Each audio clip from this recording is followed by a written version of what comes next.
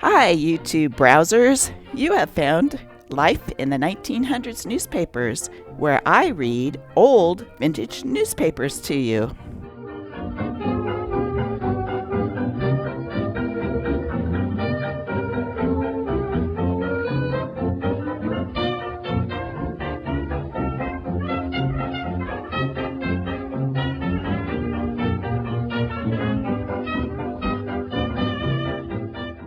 Today, we will be reading a paper from 1935.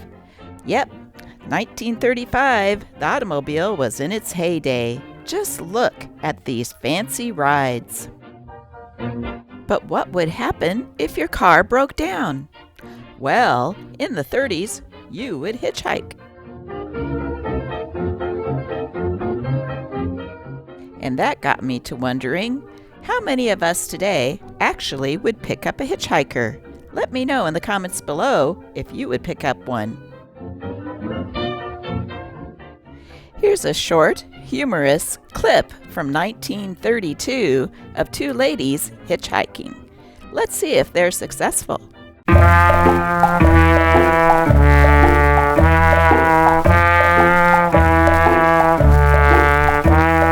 Giddy up, Napoleon, it looks like rain. We'll never get to town this way.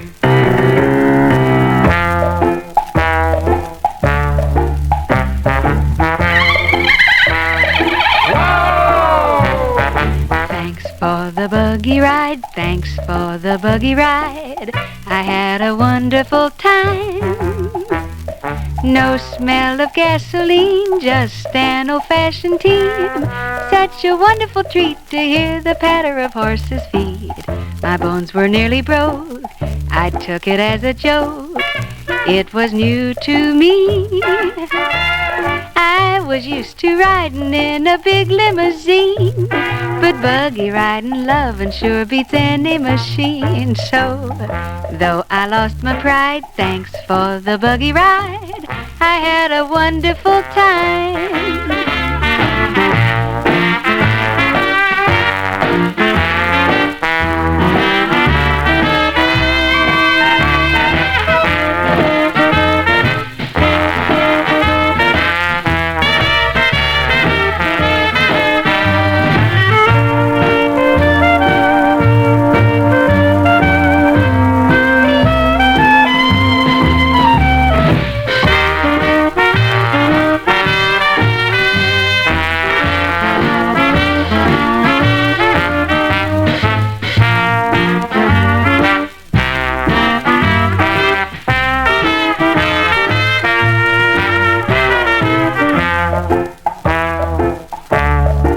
Now it's time to read our newspaper. The newspaper is the Henderson Daily News, East Texas' fastest growing newspaper. From Henderson, Texas, dated June 9th, 1935. In Henderson, Texas and surrounding area in the 30s, an oil boom was going on. Let's read about it in our first story. Negroes' oil fortune increases while claimants clamor. One of the greatest current stories, which has been given considerable mention in the press of the nation for the past several weeks, is that surrounding the Gabe McElroy estate, located in the London community some 12 miles northwest of Henderson, in the heart of the East Texas oil field. The story was received over the nation following publication of a few weeks ago in the Daily News of the story citing up the fact that persons claiming to be the heirs to the property were taking action to claim it. The fact is that there is such an estate, and it is also a fact that its value would be well into the hundreds of thousands of dollars. In the past, several attempts have been made to get possession of the property by those who were adjudged usurpers. But this does not deter others who claim they have a legal right to the property from attempting to secure what they say is rightfully their own. The owner of the land, Gabe McElroy, has been missing for about 30 years, and investigators have spent thousands of dollars in a search to try to find him. George D. Pollock of Dallas said that he found McElroy and brought him in for questioning. When shown to the people who knew McElroy in the town, they said he resembled Elroy only in color. It was definitely not Gabe.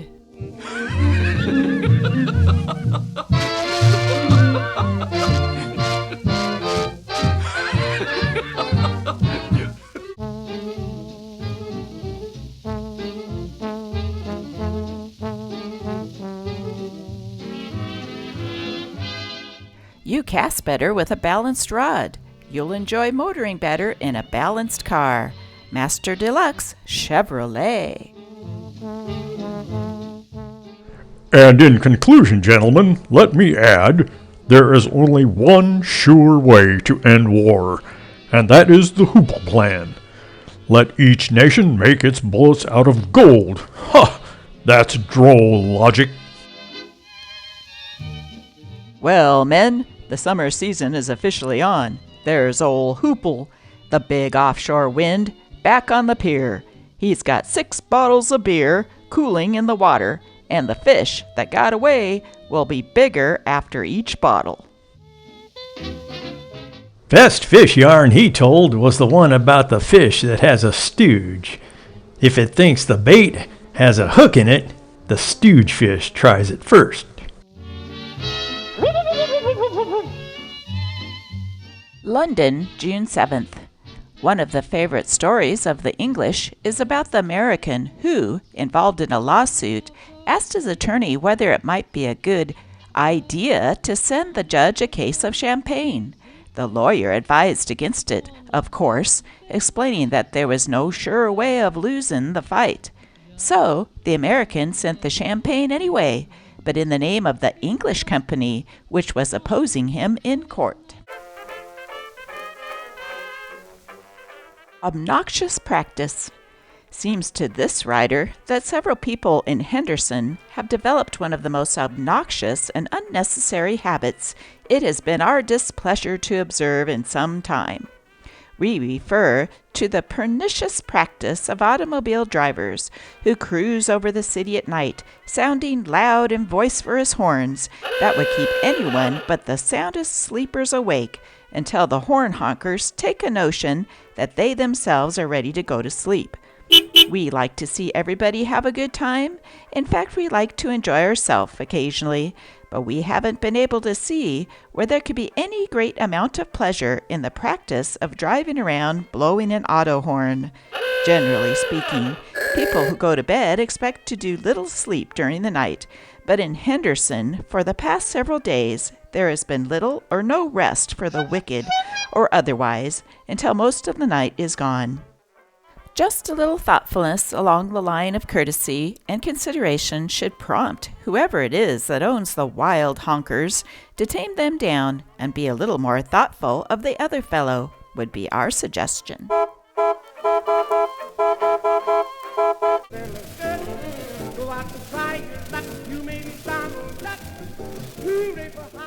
Hollywood Roundup. Harry M. Warner, president of Warner Brothers Studios, was back in the film colony today with denials that he fled from New York recently because of kidnap threats against his 2 daughters. "It's a lot of hokum," said Warner, as he and his family stepped from a train, escorted by a special guard of police officers and district attorney's operatives. "The telephone call I received in New York last Monday was just the gesture of a crank," he asserted. "I get loads of crank letters and threats every day." He admitted, however, that he had left the 25-acre estate in Westchester County, New York, because his wife worried over the safety of their daughters, Betty May, 15, and Lita, 9. Now showing at the Victory Theater, screaming and fighting for his life, see the picture that has thrills, danger, courage, entertainment beyond belief. It is called Harry Schneck's Beyond Bengal. caught in the coils of a python. Oh, to be an actor, see Mr. Factor, he'll make your sister look good. Speaking of Hollywood and animals, let's finish this video with the famous actress Mary Pickford and an animal a fan got her. Let me know if we should call the ASPCA. Morning, Miss Pickford. Good morning. Have you got any mail for me today? I don't know whether it's male or female, but it's alive, and it came all the way from China. From China? I think it's from one of your fans. I bet it's from Fu Manchu. I don't know. We'll open it and see.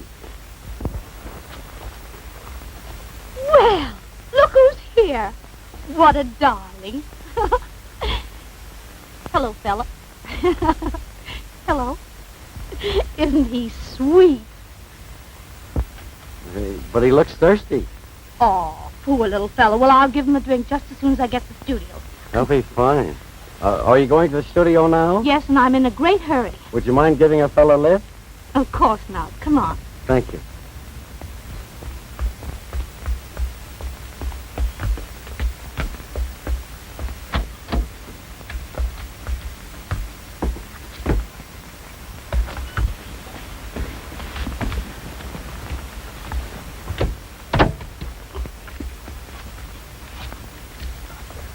Shall I turn on the radio, Eddie? Oh, great. See if we can get the ball game. Wouldn't you rather have some music? I think Bing's on this morning. That this old tradition's not a place, but just a proposition. All the old ox road, the old